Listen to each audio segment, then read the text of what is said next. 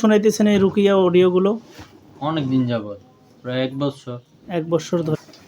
আচ্ছা, তো এখন আপনি সারা জীবন ওইভাবে ক্যাসেট শোনান, অডিও শোনান, তাহলে তো আর আমাদের কাছে আনার না, দরকার না, নাই, না। টাকাও দেওয়ার দরকার নাই। সেই নারায়ণগঞ্জ থেকে কষ্ট করে আসছেন, এত কষ্ট করে আশা করবি না। আমি তোর সাথে ভদ্র ভাষায় কথা বলতেছি, ভদ্র ভাষায় কথা বলো। আচ্ছা, এই রুগী আপনার কি হয়? আমার ওয়াইফ। জি, আমার ওয়াইফ। আপনার ওয়াইফ। বিবাহের আগ থেকে সমস্যা হচ্ছিল? বিবাহের পরের থেকে আমি 2 মানে মাস বুঝতে ছিলাম। পারছেন বিবাহের পর থেকে, জি, জি, জি। কিন্তু এই সমস্যাগুলো বিবাহের আগ থেকেই ছিল। আপনারা রিলেশন করে বিয়ে করেছেন, জি। তো এটা আপনার ফ্যামিলির কেউ এমন ছিল যে বিষয়টাকে ভালোভাবে নেয় নাই? ফার্স্টে নেয় নাই, সেকেন্ড বার যখন নিছে তখনই ওনাদের সহমতে বিয়েটা হয়েছে। আচ্ছা, যাই হোক, রিলেশন করে বিয়ে করাটা আসলে একটু জটিল প্রক্রিয়া। জি, হ্যাঁ, তো ফ্যামিলিকে মানাইতে পারেননি প্রথম অবস্থায়। ওই সময় এমন কিছু কাজ করে দেওয়া হয়েছিল যেন এই মেয়ে আপনার থেকে দূরে সরে যায়, আপনি নিজেও এই মেয়ে থেকে দূরে সরে যান, কিন্তু সেটা সফল হয় নাই। জি, আপনাদের ভালোবাসার গভীরতা ভালো ছিল, যার কারণে সফল হয় নাই। পরবর্তীতে আপনারা বিয়ে করছেন ঠিক, কিন্তু বিয়ের আগে যে ক্ষতিগুলো করা হয়েছে জি। সেগুলোর প্রভাবগুলো এখন এই রোগীর বিভিন্ন সমস্যার সৃষ্টি করতেছে, বুঝতে পারছেন? এই যে রোগীর শরীরে এখন জিন ভর করছে, তারা কষ্ট পাচ্ছে, এই জিনগুলো কিন্তু নিজের থেকে আসে নাই, এদেরকে লাগানো হয়েছে। অনেকজন। কতজন? অনেকজন। অনেকজন আছো? অনেকজন কতজন? 10 জন, 7 জন, 5 জন, 3 জন, শত শত জন, শত শত জন আছো? তোমাদের সবাইকে লাগাই দিছে, চালান করে দিছে? এই মেয়ের বাবার বাড়ির লোকজন চালান দিছে? তাকে কেউ পছন্দ করতো, বাহিরের কোনো ছেলে ফেলে থার্ড পারসন কেউ করছে? তার শ্বশুরবাড়ির লোকজন কেউ করছে? দেখি বিবাহের আগে কেন করছিল? আলাদা হওয়ার জন্য। আলাদা হওয়ার জন্য? হুম, কি আলাদা হবে?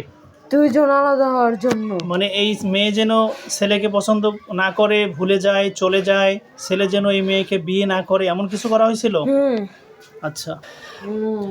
এই যে রোগীর শরীরে জিন ভর করছে, এই জিনগুলো যে বেয়াদবি করতেছে, হ্যাঁ, তারা ক্ষমতা দেখাচ্ছে, এই সাহসটা পেয়েছে আপনারা কিছু উল্টাপাল্টা রুকিয়া তদবির করেছেন।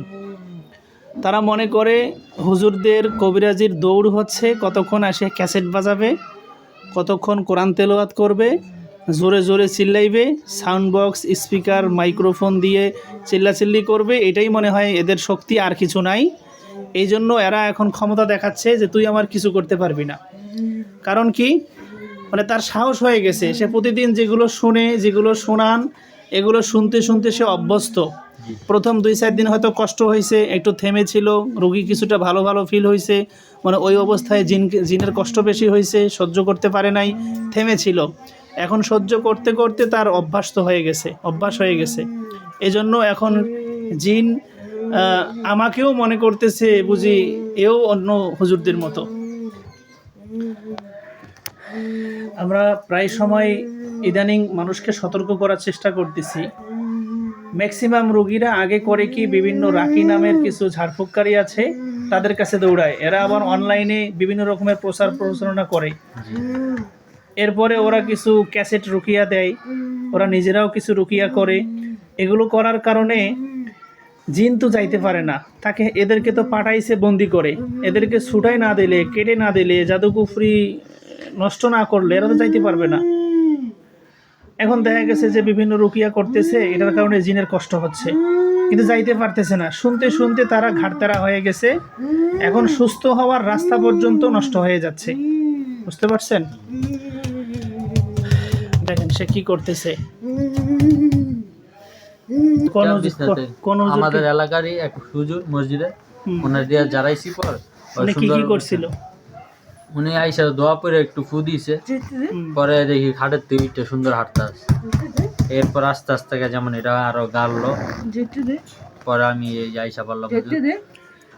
এখন ওই হুজুরে আপনাকে পরামর্শ দিয়েছিল যে মোবাইল থেকে বিভিন্ন রুকিয়া, বিভিন্ন যে অডিওগুলো আছে সেগুলো শোনো।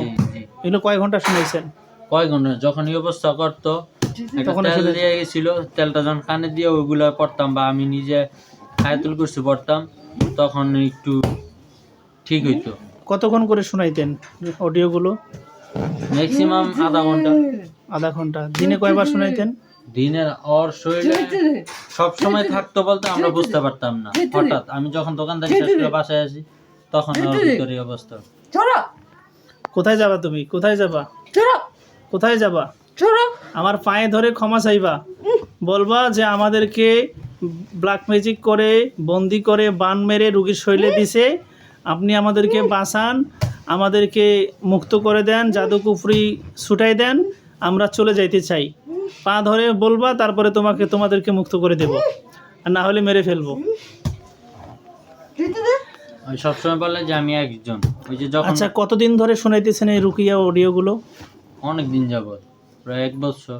1 বছর ধরে। প্রতিদিন কি শোনা হইতো? প্রতিদিন না, বলতাম এই যে সবসময় ভালো, কিন্তু ওর রাগটা যখন উঠতো তখন আর কি ওরে দূরে আগে যখন রুকিয়া শুনতেন তখন অনেকটা ভালো লাগতো, ভালো লাগতো বা নরমাল হয়ে যাইতো, নরমাল হয়ে যাইতো। normal হয়ে যেত। এখন রুকিয়া শুনলে কি হয়? এখন ঠিক একটু পরে একটু সময় লাগে, 10 মিনিটের মতো লাগে, পরে আস্তে আস্তে তারপরে সময় আবার নিয়ে কতক্ষণ পরে আবার বেশি হয়? আবার ধরেন আজকের দিন শেষ, কালকে গিয়ে আবার হঠাৎ কিছু নিয়ে একটা ঝগড়া হইতো, আমার ভিতরে তারপর আবার সমস্যা শুরু বেড়ে হয়ে যেত। পরে হালকা করে আমরা ধরলো, আমুর তখন বিচার দিত আমার মার। আচ্ছা, তো এখন আপনি সারা জীবন ওইভাবে ক্যাসেট শোনান, অডিও শোনান, তাহলে তো আর আমাদের কাছে আনার দরকার নাই, টাকাও দেওয়ার দরকার নাই। সেই নারায়ণগঞ্জ থেকে কষ্ট করে আসছেন, এত কষ্ট করে আসারও দরকার নাই। তারা কি বলে এখন? আমি সরাসরি আপনার ঠিকানা পেয়েছি একজনের কাছ থেকে, যে বলছে তুমি হুজুরের কাছে যাও। তা আপনারা এই যে মোবাইলে রুকিয়া শুনতেন, এগুলো কার কাছ থেকে নিছেন? মসজিদে হুজুরই বলছিল যে আপনারা যখন এই অবস্থা হয় তখন একটু রোকে ছেড়ে দিয়ে তখন ঠিক হয়ে যাবে। তো এখন সেই হুজুরকে ডাকেন, সেই হুজুরকে ধরে নিয়ে আসেন, যে আপনি যে ট্রিটমেন্ট করলেন, রুকিয়া শোনাইতে বললেন, শুনতে বললেন, এগুলো শুনে যে আমাদের অবস্থা খারাপ হয়ে গেছে, এখন ঠিক করেন, ভালো করেন।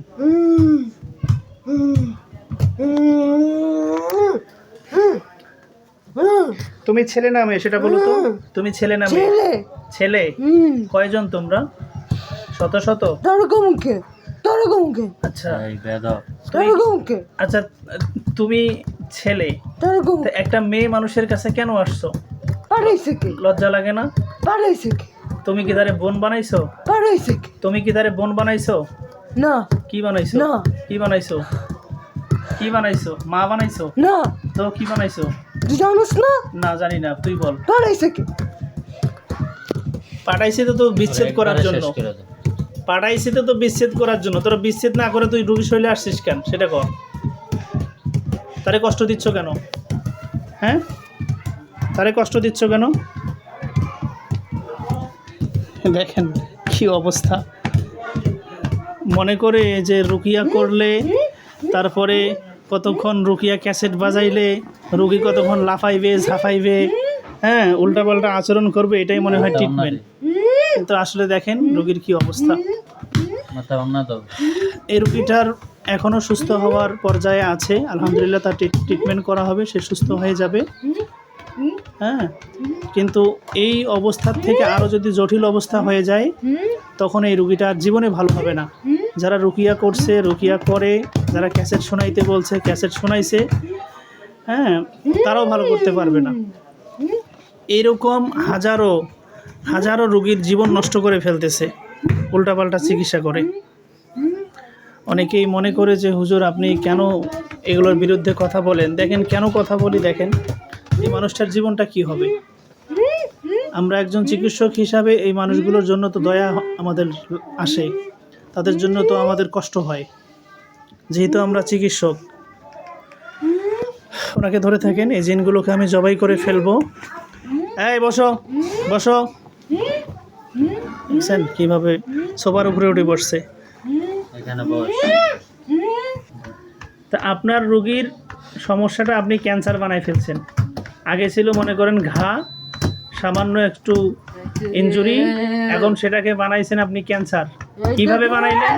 ওই যে উল্টাপাল্টা চিকিৎসা করছে, যেখানে যে মেডিসিন দেওয়ার দরকার সেটা না করে অডিও শুনাইছেন, বলে দিছে ক্যাসেট শোনাও।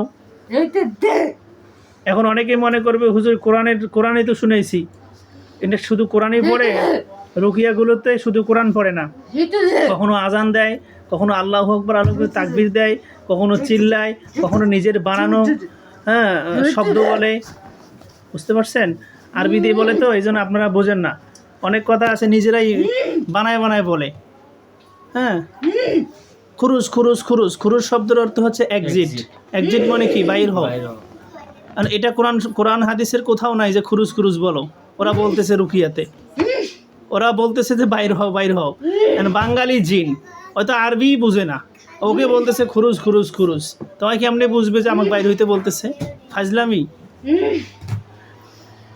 এখন এই যে আপনার ওয়াইফের যে অবস্থা, আমি যে কথাগুলো বলতেছি আমার কিন্তু কষ্ট হচ্ছে। কেন? রোগীর প্রতি আমাদের একটা মায়া কাজ করে। অবশ্যই একটা রোগী যখন সুস্থ হয়, ভালো হয়, আমরা শান্তি পাই, আনন্দিত হই যে রোগীটা ভালো হয়েছে। সংসার সুন্দরভাবে চলতেছে। কিন্তু আপনাদের যে কন্ডিশন, এই যে দেখেন যে পাগলামি করতেছে, একটু আগে সে মাস্কটা পরছে, খুলে ফেলছে, তারপর তাকে বাধ্য করেছে নিজে হাতে মাস্কটা পরার জন্য, তারপর মাস্কটা পরছে। ঠিক আছে, আমরা তদবির করে দিচ্ছি, বাকিটা তদবির ঠিক মতো পালন করতে হবে, ইনশাল্লাহ সুস্থ হবে। কিন্তু প্রথম কিছুদিন আপনাদের একটু কষ্ট করতে হবে। বুঝতে পারছেন? আলহামদুলিল্লাহ, শয়তান জিনগুলোকে আমরা জবাই করে ফেলেছি। রোগী বেহুশ হয়ে পড়ে আছে, অনেক অত্যাচার করেছে, অনেক জোরাজুরি করেছে। এতক্ষণ থেকে আপনার ওয়াইফ তো অনেক জোরাজুরি করছে, অনেক কাহিনী করছে, দেখছেন তো? জি জি। আপনার ওয়াইফ কি নিজে নিজেই বেহুশ হয়ে পড়ে আছে, না কেন বেহুশ হয়ে আছে বলেন তো? কুরবানি দেওয়া হয়েছে ওকে। কুরবানি। আচ্ছা, আপনি বলেন কি কি দেখছেন? হ্যাঁ, জবে করা হয়েছে। সকলে দোয়া করবেন আল্লাহ যেন তাকে সুস্থ করে দেয়। এই রোগীর অবস্থা খুব খারাপ করে ফেলছে রুকিয়া তদবির করে রাখিরা। আসলে তারা জানে না যে মানুষের জীবন তারা নিজে হাতে নষ্ট করে দিচ্ছে মানুষের উপকার করতে গিয়ে। আল্লাহ সকলকে হেফাজত করুক, আমিন। হেদায়েত দান করুক, আমিন। বুঝ দান করুক, আমিন। ঠিক হয়ে বসেন, মুখে কাপড় দেন। আপনার এতক্ষণ কি হয়েছিল কিছু মনে আছে? আপনার কিছু মনে আছে? জোরে বলেন। কি নাম আপনার? মিতু। আর একটু জোরে বলেন। মিতু। মিতু। পুরা নাম কি? মিতানুর। একটু আগে কি হয়েছে, আপনি কি করেছেন, কিছু মনে আছে? কিছু মনে নেই। যে আপনার মুখের মধ্যে পানি ছিটাই দিয়ে আপনার জ্ঞান ফিরে নিয়ে আসা হয়েছে। আপনি একটু বেহুশ হয়ে পড়েছিলেন একটু আগে, বলতে পারেন? চোখ বন্ধ করে দেখেন তো কতগুলো লাশ দেখতে পাচ্ছেন। এই মুহূর্তে লাশগুলোকে চোখের সামনে স্পষ্ট করতেছি, আমিন। কতগুলো দেখতেছেন? 7টা। হ্যাঁ, 7টা। 7টা। কি হয়ে মারা গেছে তারা? কি হয়ে মারা গেছে বলেন বলেন। পুতুলের মতো। হ্যাঁ, পুতুলের। ঠিক আছে।